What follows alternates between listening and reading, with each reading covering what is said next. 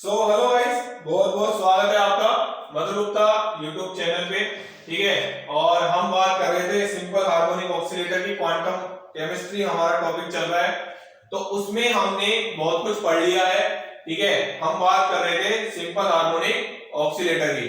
ठीक है, अब इसमें टॉपिक जो है वो क्या है, वो है 2D SHO। 1D SHO अपन पढ़ चुके हैं, ये है 2D SHO। यहाँ पे 2D SHO को दो भाग में डिवाइड किया गया, मतलब दो में डिवाइड किया गया। एक तो है एनाइसोट्रोपिक, एक क्या है एनाइसोट्रोपिक, और एक क्या है बेटा आइसोट्रोपिक। एक क्या है आइसोट्रोपिक है। ठीक है, अब इसमें हम बात कर रहे हैं Vx not equal to Vy, मतलब जो अपन ने Nx not equal to Ny भी कर सकते हैं आप इसको। अगर देखो आप कंफ्यूजन हो जाओगे, फिर आप बोलोगे सर आपने क्या करा दिया, हम तो ये याद कर रखा था, हमने ये याद कर रखा था। देखो ये Nx है, ये Ny है। ठीक है, ये Nx है। अब जैसे नोट्स में था ना वैसे लिख दिया मैंने, बट ठीक है, इसको अपन Nx Ny कर सकते हैं, अपने हाथ की बात है। अरे अपने हाथ की बात है। ठीक है, तो देखो यहाँ पे एनाइसोट्रोपिक में नॉट इक्वल टू मतलब Nx Ny के बराबर नहीं है। ठीक है, और यहाँ पे आइसोट्रोपिक में मतलब एक तरीके से डायमेंशन जो है ना वो बराबर बताई गई है x और y इक्वल टू म्यू के।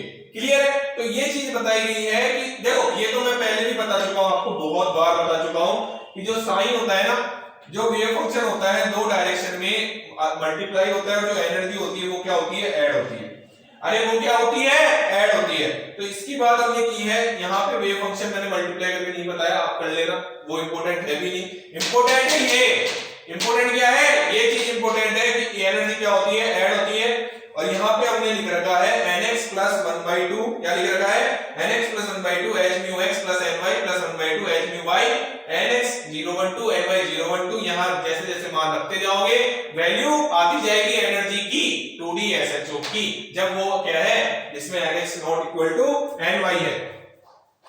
अब यहाँ पे बात करते हैं आइसोट्रोपिक। आइसोट्रोपिक में हम अगर बात करते हैं तो nx equal to ny equal to क्या है, म्यू।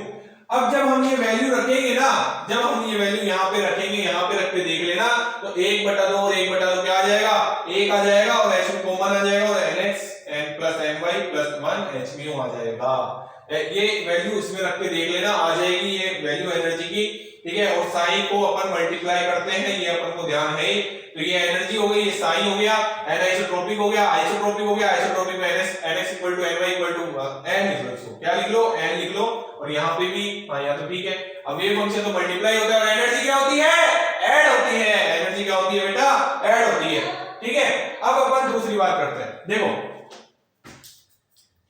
दूसरी बात क्या करते हैं हम, ये देखो अभी दिखेगा आपको, बहुत ही प्यारा मैंने यहाँ पे बना रखा है डायग्राम, और ये डायग्राम बहुत इंपॉर्टेंट है एग्जाम पॉइंट ऑफ व्यू से, CSIR नेट गेट एग्जाम से सीधा सीधा सा क्वेश्चन पूछता है। मैंने लिख रखा है, अरे मैंने क्या लिख रखा है, एनर्जी लेवल डायग्राम। क्या लिख रखा है टॉपिक, एनर्जी लेवल डायग्राम। और ये किसका है, ये किसका है, 2D SHO का। अरे किसका है, 2D SHO का है। ठीक है, तो इसमें हम बात करते हैं energy nx plus ny plus 1 बराबर h। अब देखो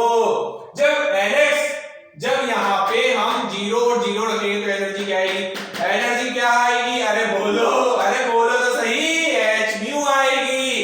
क्या आएगी, h म्यू आएगी सर।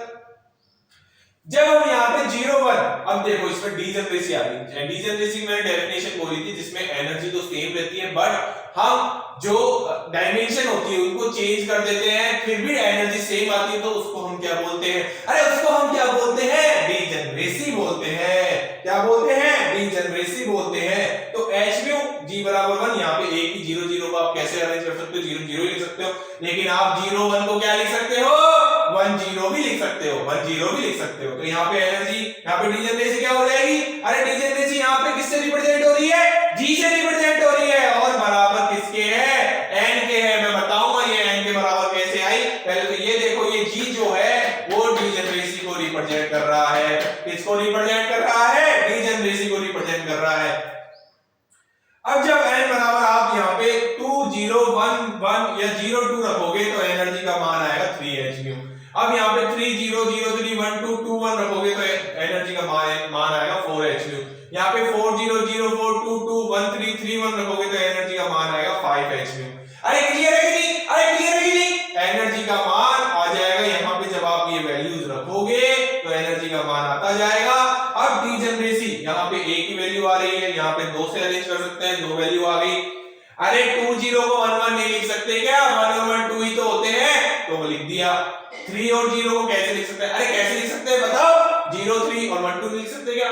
अरे 1 और 2 भी तो 3 होते हैं। अरे 3 और 0 3 होते हैं, 0 और 3 3 होते हैं, 1 और 2 3 होते हैं, 2 और 1 3 होते हैं। तो हम कैसे अरेंज कर सकते हैं? उस हिसाब से हम डीजनरेसी निकाल सकते हैं। अब देखो, अगर n बराबर आपने ग्राउंड स्टेट की बात करी, ये कौन सी स्टेट है? अरे कौन सी स्टेट है? ग्राउंड स्टेट है। ग्राउंड स्टेट की हम बात कर रहे हैं, first excited state, second excited state, third excited state और फोर्थ एक्साइटेड स्टेट की जब हम बात कर रहे हैं, तो देखो degeneracy 1, degeneracy 2, degeneracy 3, degeneracy 4, degeneracy 5, मतलब n बराबर यहाँ पे जब 5 h म्यू आ रहा है, 4 h म्यू आ रहा है, तो ये ही क्या है? डीजनरेसी है।